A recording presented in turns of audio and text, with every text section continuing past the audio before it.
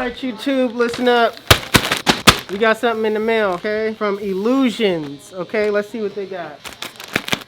Real reckless. Kids, don't do that at home. Don't do that. Don't do what I just did. First thing we got is a cape. I don't know what this one is, but we will get it open soon. Let me just throw that over there. This cape right here, we don't know what it is yet, but I can only assume, okay? We'll open that a little bit later, okay? This one right here is another one, okay, that I don't know what it is yet, but we will find out a little bit later, okay? This one, okay, another one, I can only assume, okay? Different colors, but we're gonna open one because basically they're all the same, okay? Let's go. All right.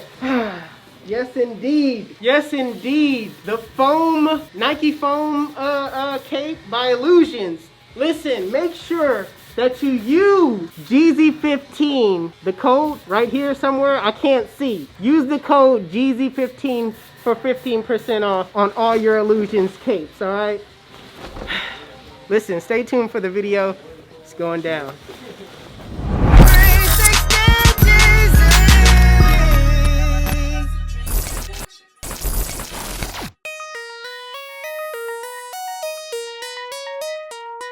HustleDreamProduction.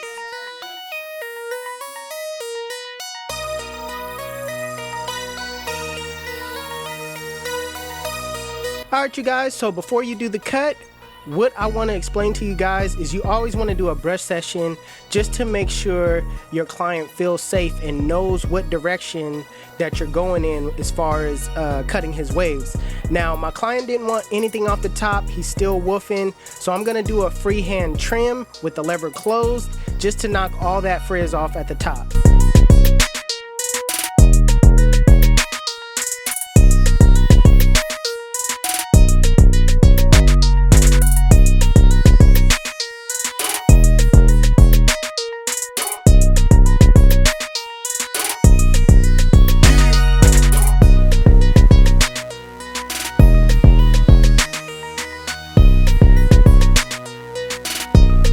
Now working on the taper, my client wanted a low taper, so I'm going to start off the ball line pretty low and just set it in straight, no extra fancy, you know, triangle line shapes, nothing like that. You're just going to keep this taper as low as possible.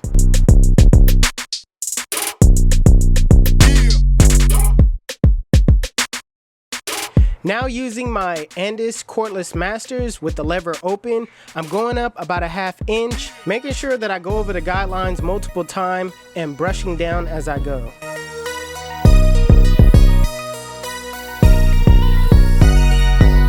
Next step is to put on the one guard with the lever open, and basically I'm just flicking out at the top. I'm going up about a ½ inch, but I'm not really gonna set in a guideline. I'm kind of figuring that the bulk at the top is already at a number 2, so you don't need to really go up any higher than that. So right now I'm just flicking up into that 2 guard that's at the top, which I didn't set it in, but I'm just figuring that it is that length because it just from the eye visual it just looks like that's that length at the top. Now taking out that middle line with the 0 guard closed in a flick out motion using only my corners. I'm flicking out that middle line. Now keep in mind that you want to start below the line and flick to the line, and if you need to go up any further than that, adjust your lever as you go up.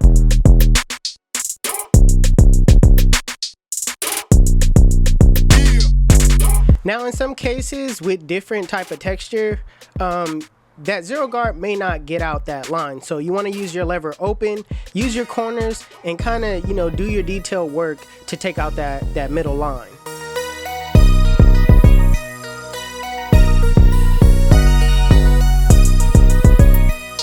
Now with the lever fully closed in a flick out motion, flick out that bottom line. Keep in mind that you want to use your corners as much as possible to do those little detail works. This is a small area that you guys are working with, so you want to use your corners as much as possible. If you're new, if you're beginning, practice on using corner work. All right, it'll help you in the long run. Now you could be done with the blend, or you could step it up a little bit with doing some detailed work. Use your corners, get in areas where you see bulk, and just try to perfect the blend as much as possible. What I like to do is I like to take a look away from the blend. All right, rest my eyes, or do like I did. I use my mirror and I point it at the area that I need to cut, and then I just started detailing those areas. Now with the Babyliss shavers, I'm just cleaning up the bottom half, making sure that area is nice and clean, making it razor bald.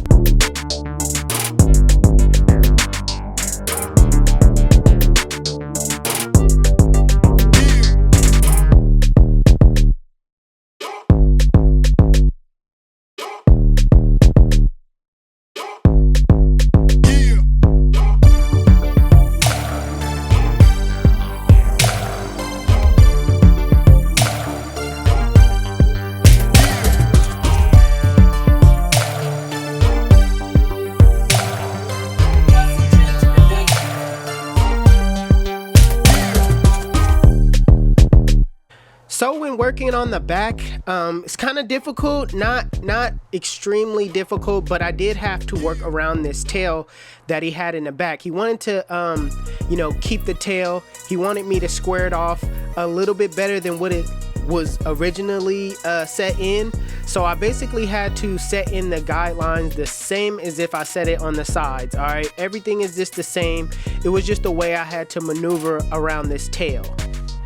When I did the other side of the, taper on the other side of the tail, basically he had a tattoo right there that was real sensitive. He had just got it done. So these are the things that, I had to watch out for, and I had to use, my clippers very lightly in that area so that I won't irritate the skin. It was already irritated, but, I had to really, be real sensitive in that area. So that's one of the things you want to look out for, sensitive skin. And don't use your hitters as far as using your liners in those areas, because it could cause more irritation to the skin and inflame that area more than you want.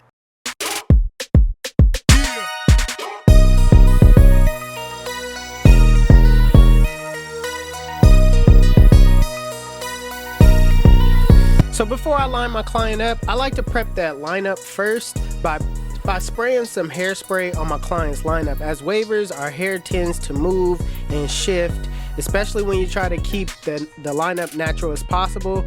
The hair seems to kind of just, get all over the place when you're lining it up. So I like to lock it in place with the hairspray, spray all of the edges all around, and then blow dry and lock everything in.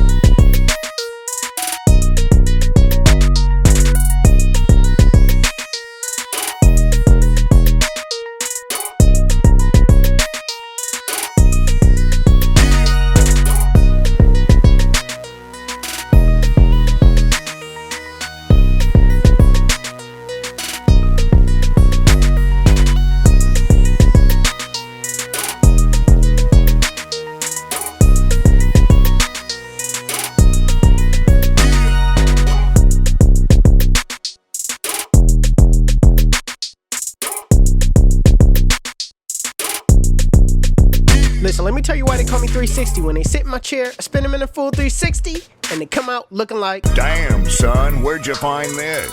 YouTube. This is the cut. And if you like it, make sure you give it a thumbs up. If you're new to my channel, please hit that subscribe button. Also, Hustle Dreams Production, that's my brother, he does all my beats.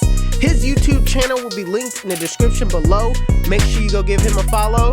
Otherwise, you guys can follow me on Instagram and TikTok. My Instagram is 360Jeezy and my TikTok is official 360Jeezy. If you want to know where you can find any tools that you've seen in this video, links will be in the description below. Otherwise, it's your boy 360Jeezy, and I'm out of here.